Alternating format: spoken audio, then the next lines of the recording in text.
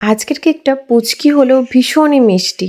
High, আমি সুস্মিতা আর আমি থাকি মেদিনীপুরে। আর মেদিনীপুর থেকে আমার ভিডিওটা কারা কারা দেখছো অবশ্যই আমাকে কমেন্ট করে জানিও। তো প্রথমেই বলে রাখি কিছু কিছু ক্লায়েন্টদের উদ্দেশ্যে যে তোমরা যখন আমাকে কোনো হাফ পাউন্ড বা বেন্টো কেকের অর্ডার করো, তোমাদেরকেও মাথায় রাখতে হবে যে বেন্টো কেক বা হাফ পাউন্ড কেক কিন্তু একটা মিনি কেকের ভার্সনে পড়ে। আর এই মিনি কেকে কখনোই এত বড় বড় পদ্য লেখা সম্ভব নয় বা এত বড় বড় কবিতা লেখা সম্ভব নয়। তো এরকমই একটা মিসআন্ডারস্ট্যান্ডিং হয় আমার এই কেকটার ক্ষেত্রে, যার জন্য আমি এখন বেন্টো কেক বা হাফ পাউন্ড কেকের অর্ডার একদমই বন্ধ করে দিয়েছি নেওয়া। 1 পাউন্ড থেকে আমার কাছে কেক অর্ডার করতে হবে। তো আজকের কেকটার অর্ডার ছিল মেদিনীপুর থেকে। কেকটার ফ্লেভার ছিল রসমালাই আর কেকটা ছিল একটা হাফ পাউন্ডের মিনি পুচকে কেক। আর এই কেকটার দাম আমি 270 টাকা নিয়েছি। তোমরা তোমাদের লোকেশন অনুযায়ী টাকাটা কম অথবা বেশিও রাখতে পারো। তো এই কেকটার অর্ডার করেছিলেন একজন স্টুডেন্ট তার ম্যাডামের জন্মদিন উপলক্ষে। তো আমাকে বলেছিল কেকটা একদম সিম্পলের উপর বানিয়ে দিতে আর কেকটার মধ্যে আত্মার স্পন্দন লিখতে। তো আমি জানি যে কেকটার উপর হয়তো আত্মার স্পন্দন শুধু এটাই লিখতে হবে, তো সেম ভাবে আমি লিখে তাকে